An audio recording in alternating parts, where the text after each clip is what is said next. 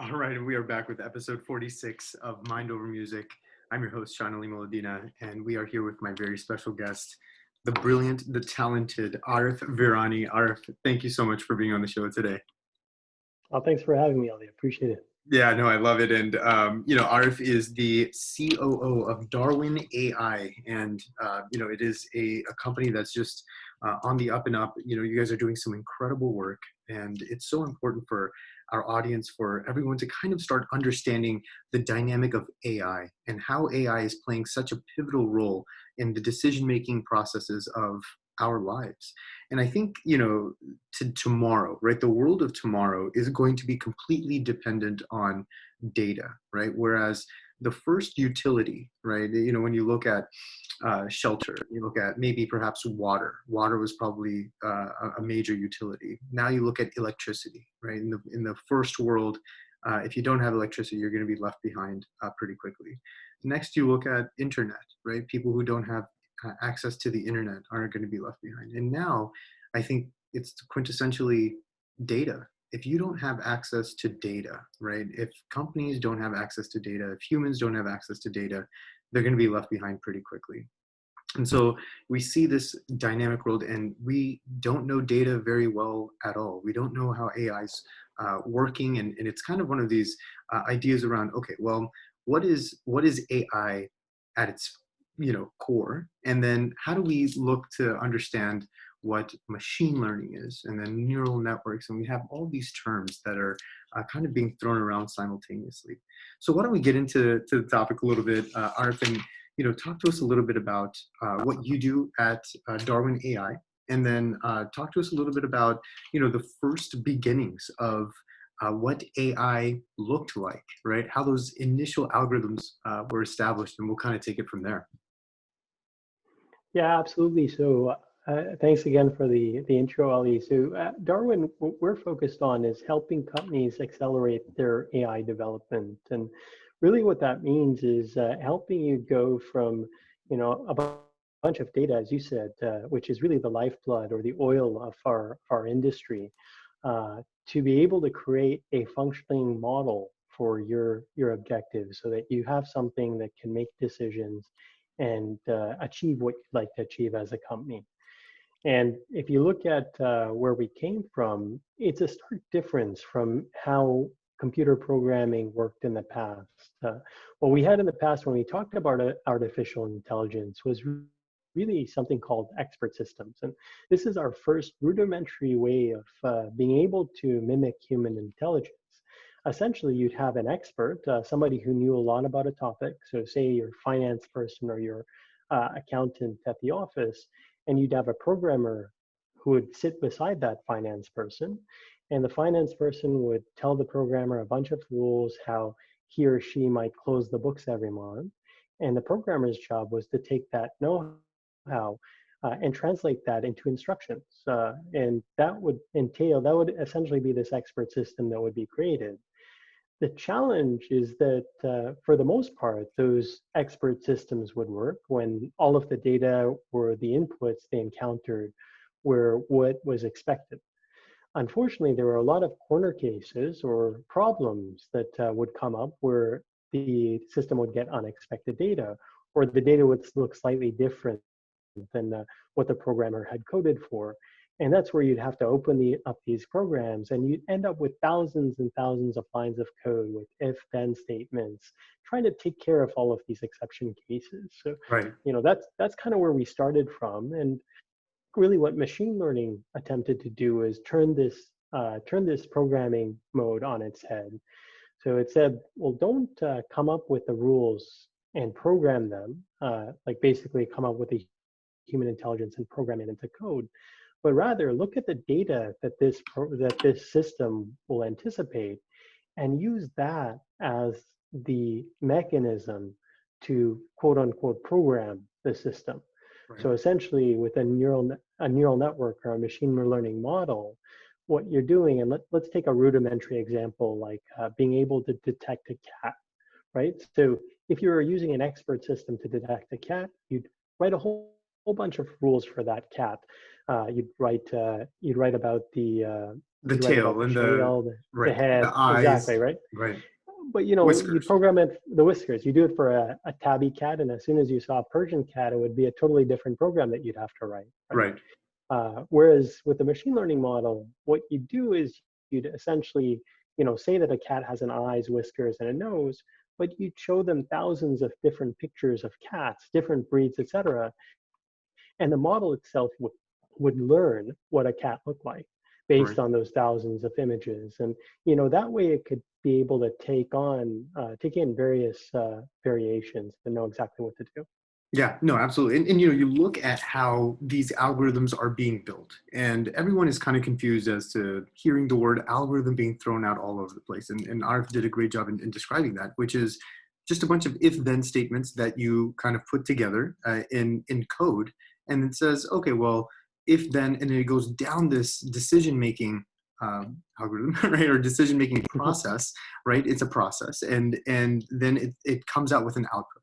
Now, there's so many issues with that because life is nuanced. So many programs are nuanced. And so you're not always going to get the accurate result at the end of it consistently.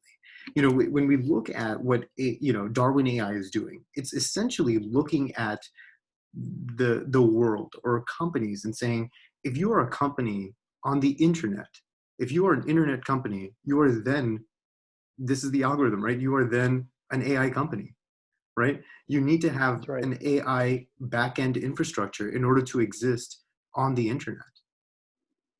More so today than yesterday. Yeah, if you're a big company like a Facebook or a Google or anybody like that, you're just, whenever we search on Google, it's using AI in the background to make sure that the results that we get are as accurate as possible given our own search history. So it shows you the most relevant result for yourself, right? So I think that those companies, Facebook's another company where they've got tons of algorithms on the back end, suggesting friends or showing you ads that you would likely click on. But that's all algorithmically done, all on the back end. And it's almost like invisible to the user. You don't realize that we're consumers of AI on a day-to-day basis.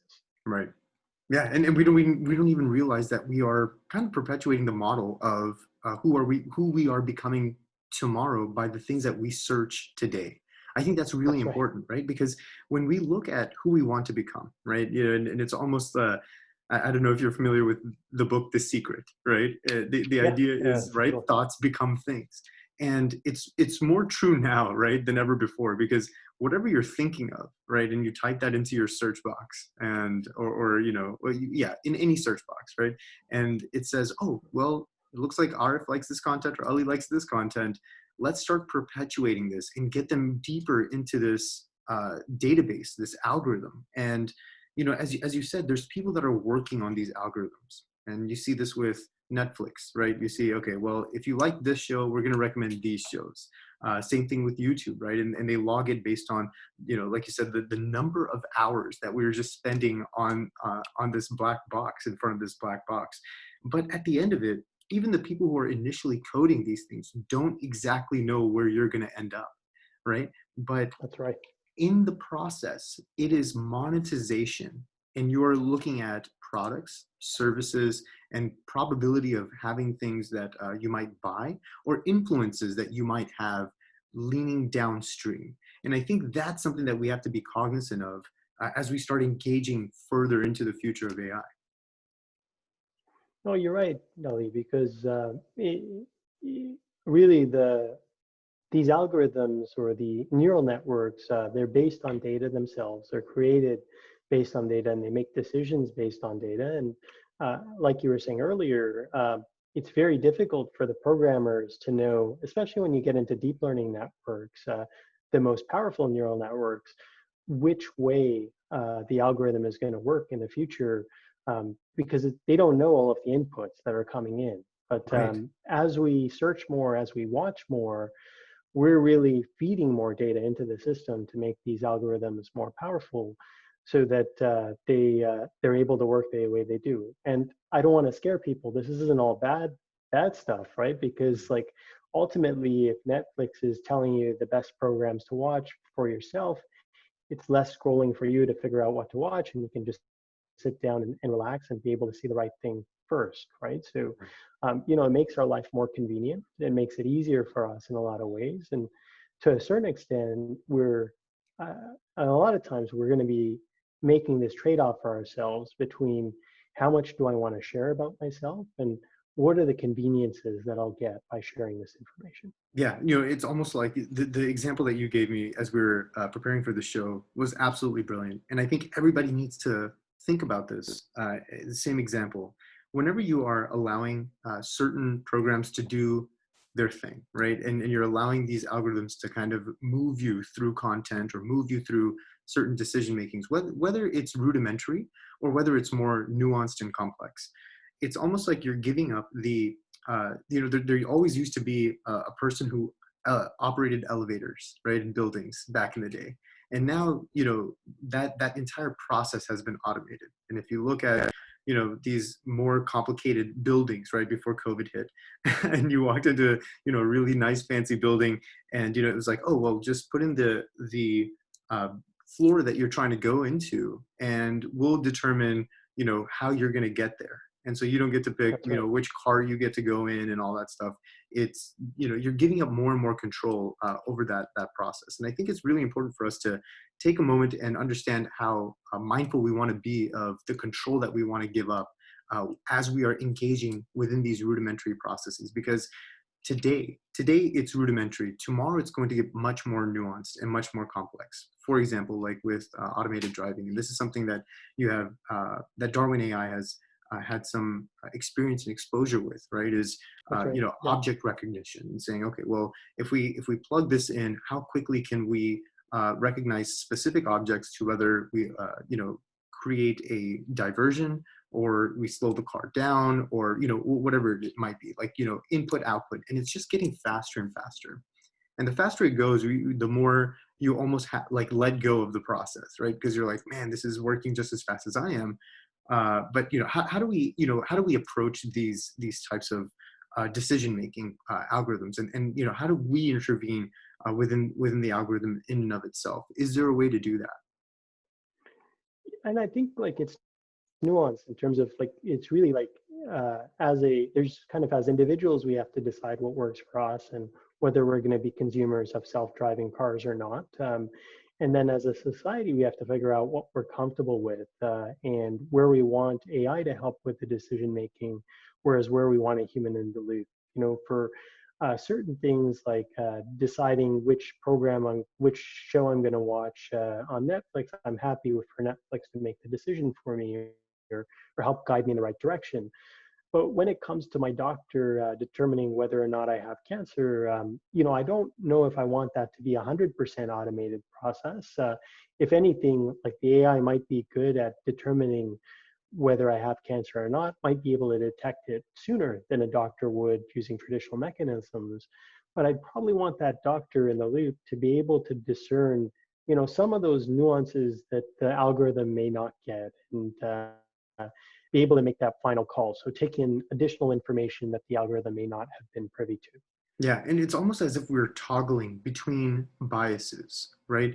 In certain situations, right, where you have, for example, and this is something that's so topical that's happening right now is people of color and the treatment of people of color. And you bring a black female, a pregnant black female into a situation, into the emergency room or into the oncologist's office, and she complains of X symptoms. You almost want that uh, because you're in a biased based algorithm based on human behavior, right? You almost want the AI to take over and say, nope, this is the most unbiased, based on X number of images, right, that we're seeing of the same exact MRI scan to say that, hey, this is cancer versus not. So in certain situations, you want the doctor to have, or a human to have, a second opinion. In other situations, wherever that bias is, you don't, right? You want to lean on what the data is telling you, and not how the patient is presenting themselves. And you raise a very interesting point there with African American woman who's coming in for cancer treatment. The challenge, obviously, there might be some bias on the doctor's side, but depending on outcomes and treatment, there might also be some bias in the data that's like just inherent in how the medical system works and Right. how the medical system had treated those type patients like that in the past. So, the data that we have for that individual, may not be representative, and we may not be able to come up with the right conclusion just based on a lack of data for that individual in that case. So, part of this is, yes, AI can be good as that second opinion, but you really need to audit the data to make sure that the the decisions that are coming out of the algorithm are justified, right? Make sure that that data is representative, and that you're making the right decisions for the right reason. An example of this, we talked about this a little bit earlier, was in hiring practices. So Right. an example I like to give is with Amazon, and they were trying to use AI for hiring. And a challenge that they ran into in doing this was they screened resumes and they'd look for things like chess club. Hmm. And chess club by itself was a very positive thing. It showed that you had analytical thinking. It showed that you're part of a group and you really like to challenge yourself as a chess Problem club solving. player, right? Right. Problem solving, right? But as soon as they found the word woman in front of the chess club, so if you're captain of the chess club, it was great. But if you're captain Of the of the women's women's show. chess club, Right. Yeah. it was negative because they didn't have a lot of women engineers at Amazon at the time, and they just hired more men than women for whatever reason. So therefore, the algorithm, based on the data it was trained on, was just biased towards women, Right. and they had to adjust that algorithm based on that. But it's really like the hiring practices that they had always done that uh, you can argue they were biased or not, but they were selecting more men than women, Yeah. and therefore the algorithm did what they had done in the past. That's incredible. That's incredible. So, if we're going to take a quick commercial break, and we'll be right back with my incredible, brilliant guest, COO of Darwin AI, Arif Virani. Stick with us, and we will be right back.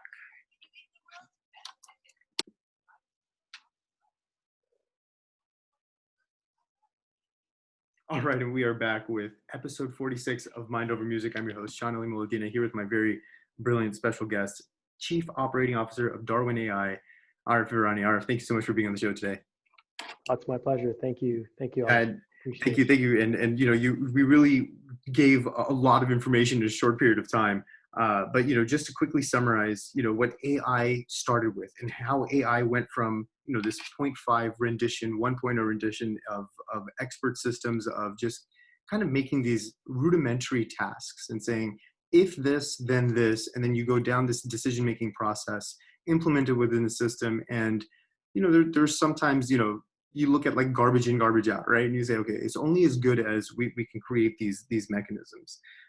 Second would be, the machine learning side, and moving into something that Darwin AI is currently actively working on now, which is COVID, right? And looking at chest X-rays with COVID, and looking at image after image after image and saying, okay, going back into this neural network of millions of images, right?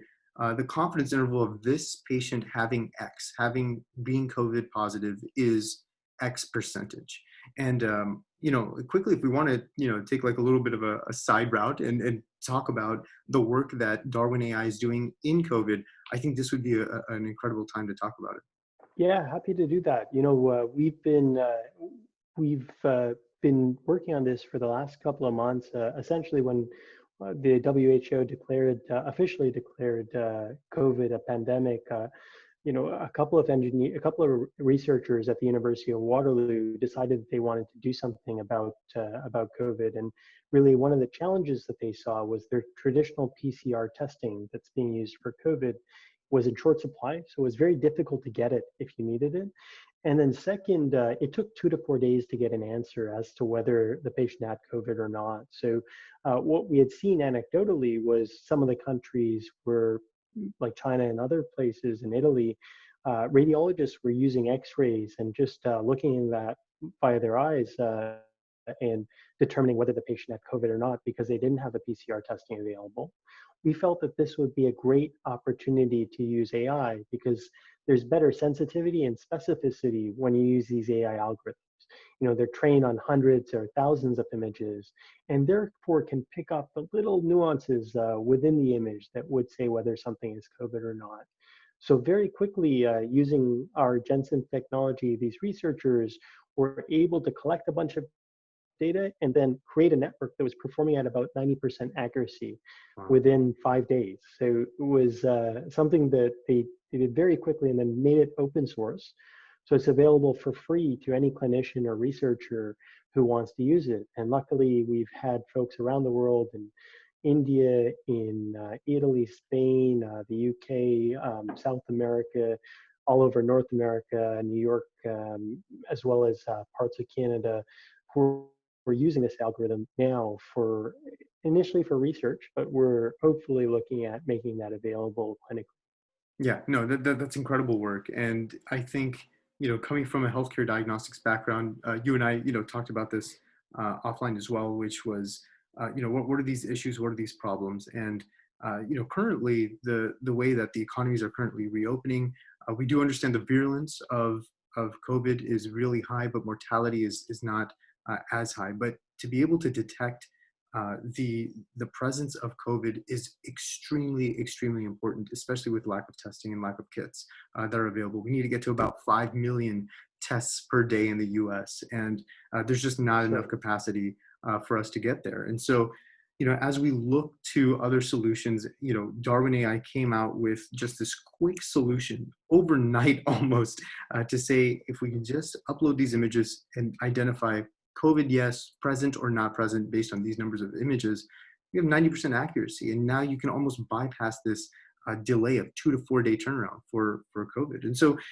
talk to us about how clinicians that are listening, that are watching this show, how they can get access to this open source platform and start implementing this or getting this through their healthcare system.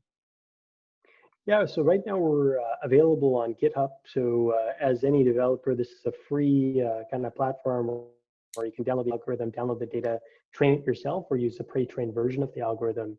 And we're currently working with Boston Children's Hospital and Red Hat and the CRIS system to get something set up that would be more widely available, that integrated directly into the PAC systems that, or the X-ray systems or the CT scans, et cetera. So you can literally just plug it into those systems and then be able to get the results. So look out for something coming out probably in the next month or two, where you'll just be able to plug this in directly to your PAC system and connect directly to the X-rays and the CT scans to be able to use it. That's incredible work. I can't compliment you enough, and you guys going out there and really solving issues through modern AI and the capacity of what AI can do to bypass some of the troubles that we're having currently. Not only we're around amazed by this. Oh, sorry to interrupt you, Elliot. It's not just us. We're just amazed by the number of people who have contributed. So we have people all around the world sending us data, sending us images to improve the quality of this algorithm. And, we've been collaborating with folks at Stony Brook in New York on improving and being able to do risk stratification. So there's just so many contributors around the world who have been helping and making this better. Yeah, and this is probably what we see with regard to development of platforms, right? Especially when we want to come together and solve certain societal issues, societal problems, is, we're only as good as the data that is being given, right? So the backend engine is Darwin AI, but, all the contribution is being done by healthcare professionals and the images that are coming out of healthcare systems. That's right. And, in fact, when it comes to something like risk stratification, you actually have a radiologist that's going in and coding each of the images by hand to be able to train the neural network. So in order we said garbage in, garbage out, but if you want a high quality answer, it's not as simple as just a simple coding where it's yes, no COVID, but you get into the details of, well, how progressive is this COVID and like what are the outcomes for this patient on different days and that sort of thing. So you get much better quality outputs if you have that upfront input from somebody like a radiologist. Yeah, and this is kind of the way that everything is moving. It's the basic algorithms, which were things like predicting text, right? And then we see, and we've always heard that a picture speaks 1,000 words. Well, AI 2.0 is doing just that, right? It's taking images which speak 1,000 words. It's 1,000 times more complicated to see cat, cat, cat, COVID, COVID, COVID, or not COVID, and start discerning specific algorithms. But the one thing is that we look at these single lanes, and it's not that they're talking to one another, right? So it's not that neural networks, which is just a huge data pool of data, right, that has algorithms that are set, that are placed on top of it, so that we can program it in a specific way. It's not talking to other algorithms or other neural networks as easily. So why don't we talk a little bit about that as well? Yeah, these neural networks, they're just like weights and biases, and they're really mathematical formulas that sit on top of data, as you're mentioning.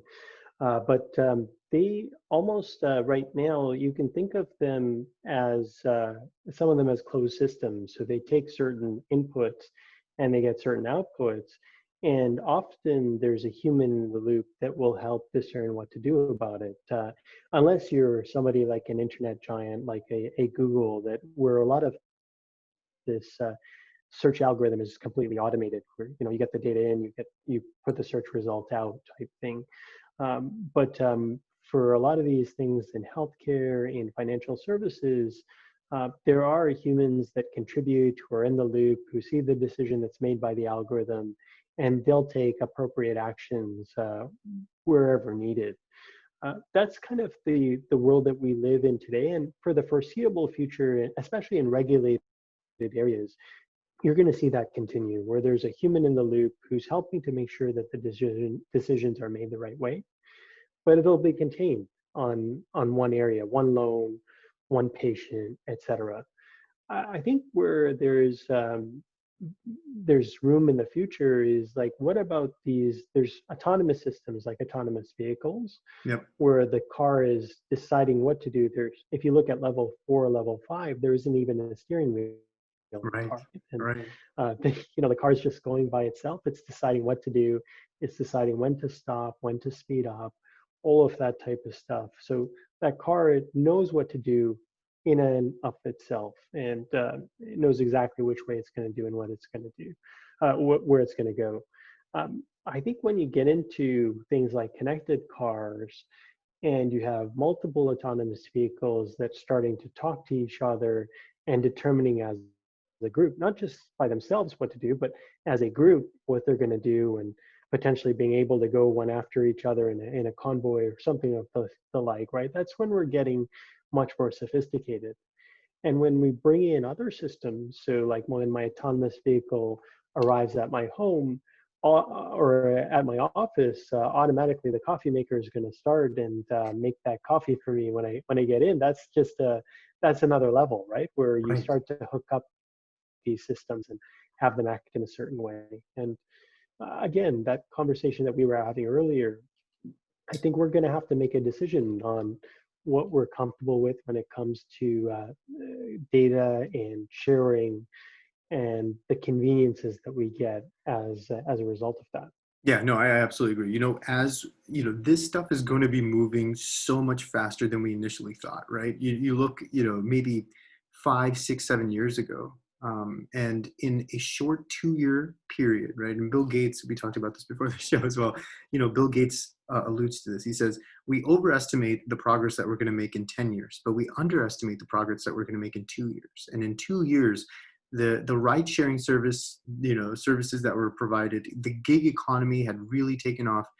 It was an entire based economy that did not exist at all 2 years Right, prior. And in 2 years, right, you have everyone utilizing their asset, which was their car, as a form of service, or they're using their minds, to do work on Fiverr or TaskRabbit, things of that sort. And so you look at these modalities and you say, okay, well, now how do we measure human performance?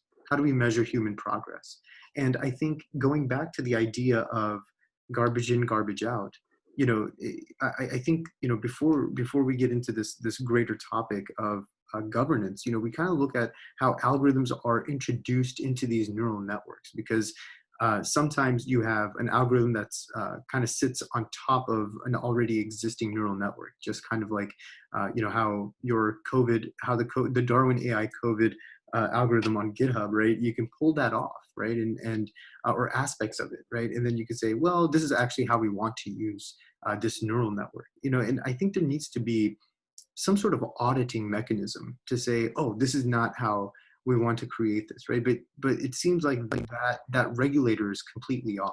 How do we get back into reestablishing that? And it's fine to think through it, because we haven't even talked about this yet, but it's a very challenging question. No, it's a tough question. You're right, because the regulation, the way that a regulator would look at something like an AI algorithm in healthcare is say that it's a diagnostic aid. So it's helping the doctor make the decision, but at the end of the day, it's still the doctor's decision. Right? Right. So we're not saying that the AI is taking over, but the AI is providing the doctor with more information so that she can make a better decision on what to do with the patient.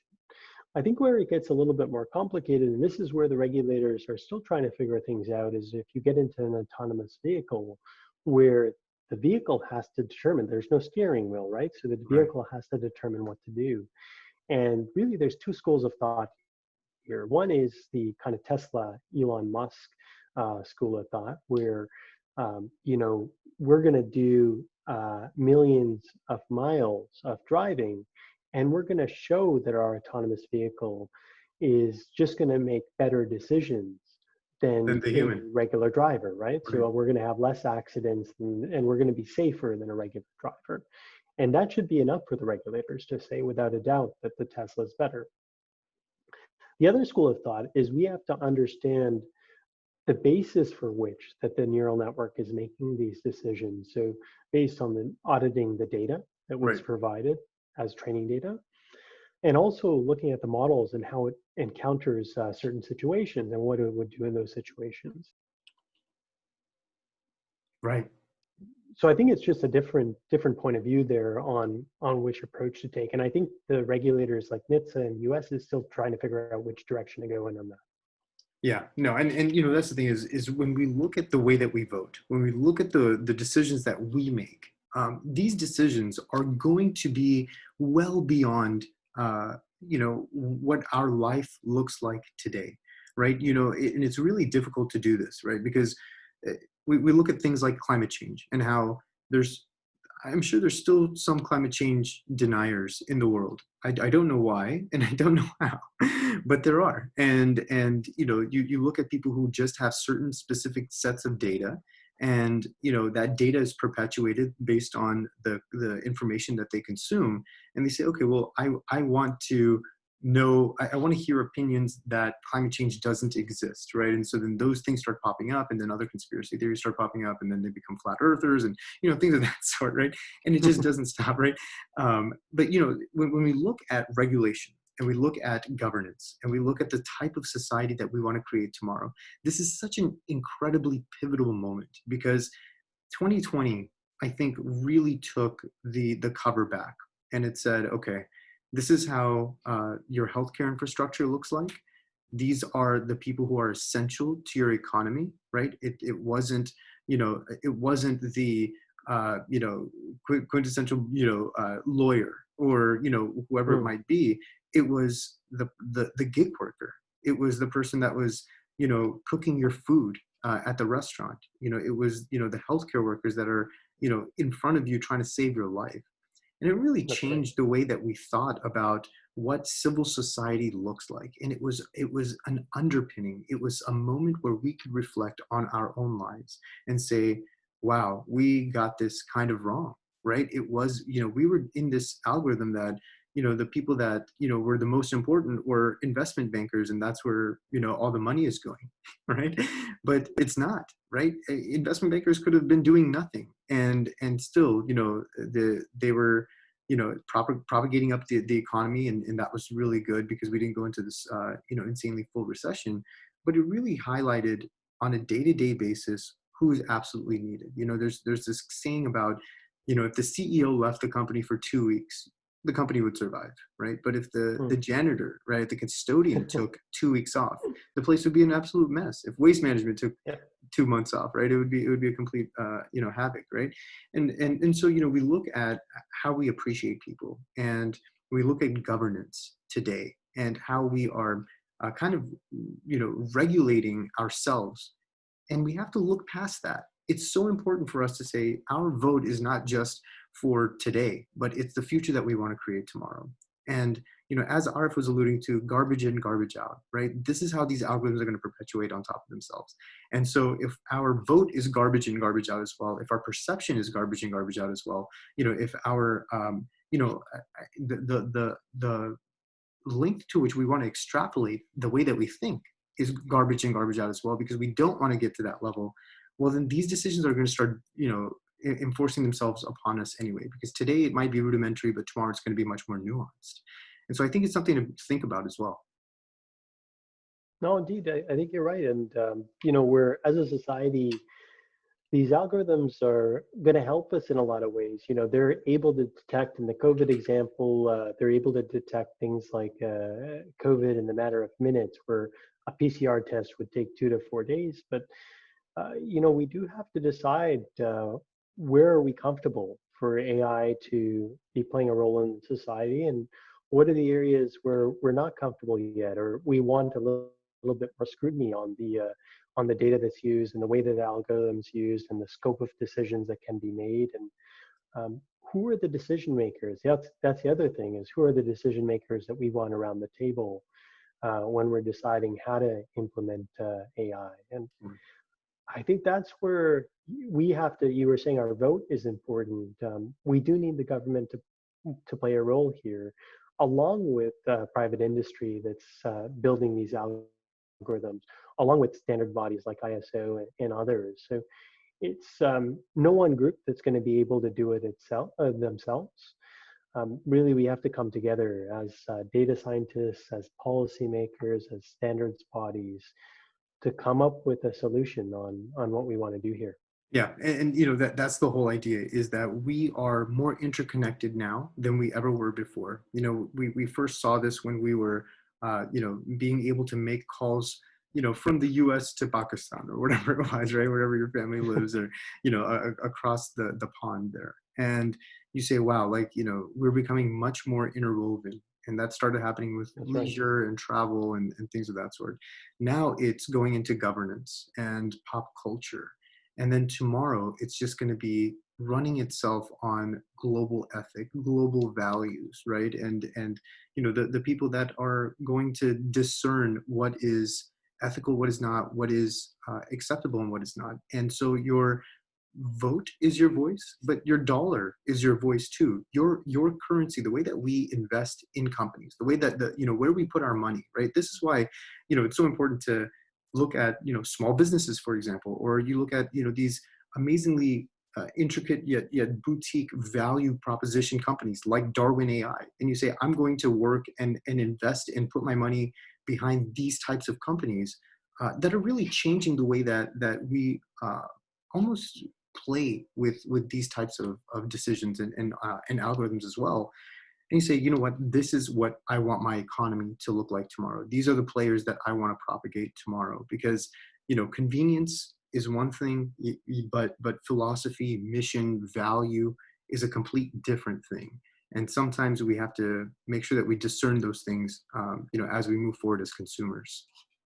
No, you're right. And, it's often when you look at what's happening in the context of the George Floyd protests, and people like corporations you can argue about their intentions, but they're almost all of them have stepped up and said that they're against systematic racism in the US, and they understand that consumers expect this from them, and consumers are going to vote for their dollars with their dollars. And around the society, a lot of us are putting our ethics out there and saying and asking the question, is this how we want our police departments to act, and what do we want? What are our expectations of those groups? So as a society, we're not we're able to ask these questions, of corporations, of our institutions, of our public services, and we got to continue to ask them. These there's certain things that are black and white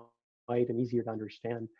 Whether there's a right answer or wrong answer, I think it's up to us, all of us, to really educate ourselves on AI and data and how these things are being used, because they're going to have a profound impact on our society in the next 5 to 10 years.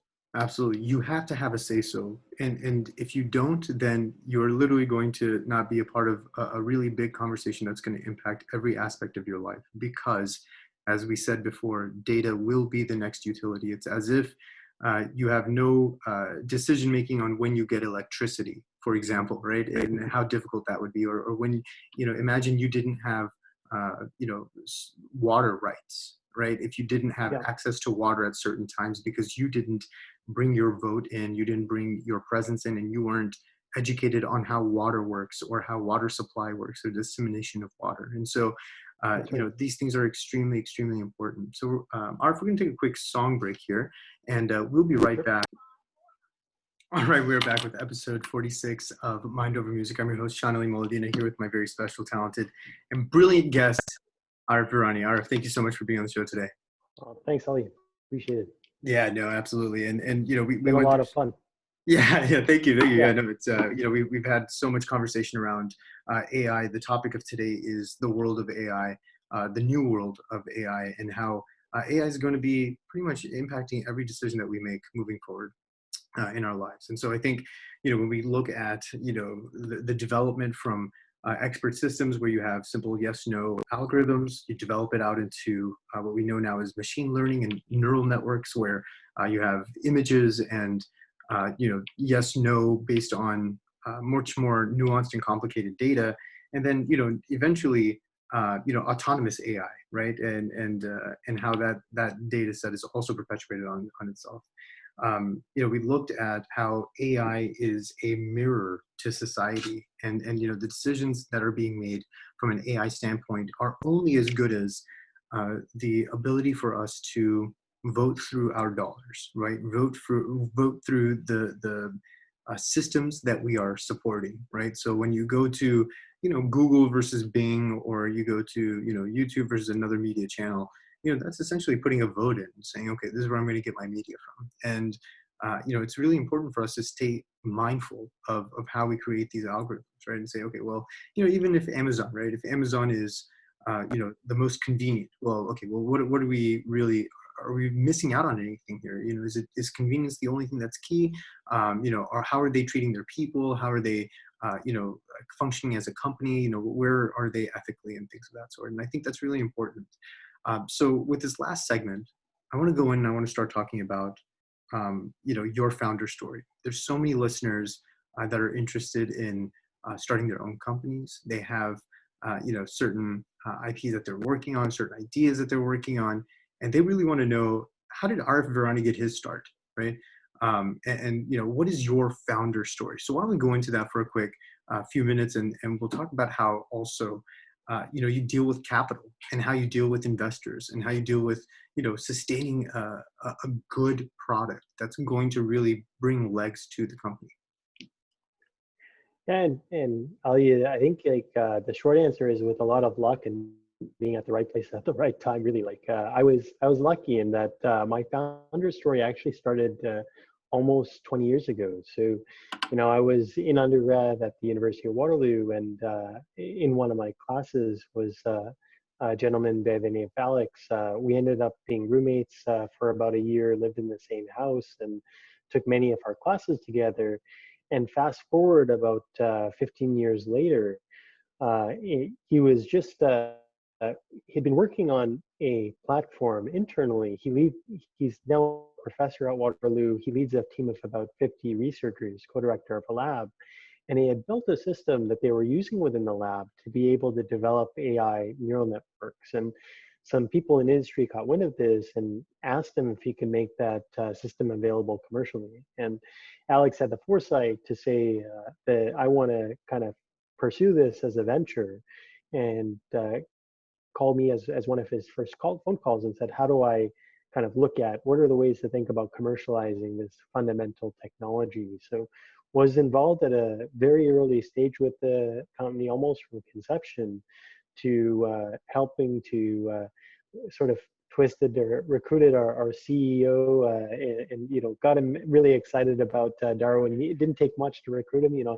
One introduction to Alex is it's pretty much all it took, and Sheldon was almost on board. And then throughout the first few months, Sheldon and I were thinking with the founding team, Javad, Brendan, and Francis, how do we turn this fundamental tech into a real company? And we were lucky enough to be able to go through the Creative Destruction Lab in Toronto, get some good venture funding from folks at Obvious, at Inovia Capital, and really accelerate since 2018 into something that's become about a 25-person company with customers all around the world. So, it was really nice to be able to connect with old friends and be able to know the people you're working with, and just being at that right place at the right time to get this thing off the ground. Yeah, no, I love it. And I think that there's so many nuances and challenges, that you kind of hit in the midst of all of that. How did you choose, pretty much, you have a roommate that has this amazing IP and you say, wow, like this is going to work. Like this looks really good. Right. And then you say, okay, well, how do we create a team? And then from that team, how do we disseminate culture? Right. Building, going from building the initial team to disseminating culture, what are the things that you think about? Like, what are those algorithms in your AI, right? Yeah, no, indeed. And, my roommate, he had like 15 years of success and was quite storied, when I did get involved with him. So had seen the track record in terms of what he was able to do over that time. So that helped quite a bit. And working with other people who had track records, who Sheldon has sold a company before and grew it from 4 to 650 people. So just finding those folks with track records of being able to do great things in the past was important as a founding team when you're getting into this. How do you find the folks that will help you take something that's just an idea and then quickly accelerate to a product that's sellable? So I think that was very much an important part of that journey and process is building the right kind of team around this and making sure that you have the people with the right track records behind it. Yeah, absolutely. And then when those people come together and then you say, you know what, now we have to establish a culture and we have to establish how people are going to bring work to the table, how we're going to release this work to the public, and how we're going to serve the public. How did you think through that level of A organizational culture development? is culture is really a balance because you don't want to institute culture from the beginning. Often it's unsaid norms that you have just working together. You get a feel for one another, and what you also get a feel for what you believe in as a company. So we were deliberate in the beginning that we didn't institute a full culture, but spent a few months and saw how things were storming, norming, and forming to this almost unsaid rules or practices, and then started to formalize the culture around that and created values around that as well. So Yeah. I think for us it was like let's not be deliberate here, but at least give ourselves time to figure out what we believe in as a company, and then make sure that the culture that we actually go and document reflects us and reflects our shared values. When it comes to building a product and turning it into something that people will actually buy, it's tough in a new field like AI because when you're building something like uh, maybe a new phone or a new vehicle, and there's already something in place that you can build off of and improve on, then it's a little bit more straightforward in terms of what you would do and how you would improve on that existing product. Right. Deep learning and AI is so new. How do you build something that people are going to use in this field? And for us, that was a lot of going out, talking to people uh, who were AI developers, talking to researchers, and hearing from them. What did they want? And sometimes putting things in front of them that we had come up with ourselves and getting their feedback on it. Sometimes, it's tough because it's like if I think there's a Henry Ford saying where if you asked people what they wanted for transportation, all they say is they wanted at a faster horse, right? Right. Nobody would have conceived the automobile. So there's an element of thinking about this in a brand new way that people may not have thought of, and then also listening to really understanding what those needs are from the customers to make sure that we're properly addressing them. That's incredible. That's incredible. We talked about raising money, and we talked about raising capital and having investors, and kind of being like good parents to your investors' money. And Yeah, you look at this, I guess, formula in my mind, right, which is the speed in which you take products to the market and you get them monetized, the quality of those products, and then over burn rate, over the cost or the money that you have left in the bank. And when you look at those three things, how do you disseminate? Because there is a lot of pressure to do well in a short period of time, especially when you're not, extremely heavily funded and diluting the shares of everyone involved, right? It's to take this conservative approach, which I believe also Darwin AI did, and look at that and say, okay, well, how do we stay responsible? How do we stay nimble? How do we listen to our customers, respond with great quality quickly before this money runs out on the back end? that's right. That's right, and it's tough. Like you feel like you're always fighting that balance, fighting that battle. Sorry, where you're balancing between what customers really want and making sure that what you're building is going to be useful for them, and this clock that you have whenever you're a venture-backed company and running out of money. So you're always thinking about, how do I meet the customer's needs and do right by them, and make sure that what we're building is something that's usable for them, so that they can go on and build great things with our tool set. So, um, in a short answer, like we still haven't figured that out. Like I think for us, we are trying to be responsible. We're trying to make sure our product works really well. Same time listening to customers and hearing what their needs are. I think for us, the real nuance there is how do we just narrow down that scope of what we're doing to make sure that we don't run out of money before we're able to have success in the market. Yeah, no, absolutely, absolutely. And yeah, I think now you have a bunch of cheerleaders from Dallas across the world, everyone that's tapped in and listening to Radio Azad, and we support you, and we wish you the best of luck. And thank you so much for sharing your expertise, your knowledge, your story. Arif, you are just this incredible level of intelligence in this whole dynamic of AI. And I think we're all cheering for you now, buddy. You're embarrassed me with your kind words, Ali. I appreciate it. No, Appreciate no, you taking the time to me, and I appreciate all the listeners out there who listened in today. So thanks very much. absolutely, absolutely. One of the smartest guys I know. One of my personal gurus of AI, Chief Operating Officer, co-founder of Darwin AI, Arif Virani. Arif, thank you so much for being on the show today, man. Thanks a lot. I appreciate it. All right, we're going to take a quick song break, and we'll be right back after these quick messages.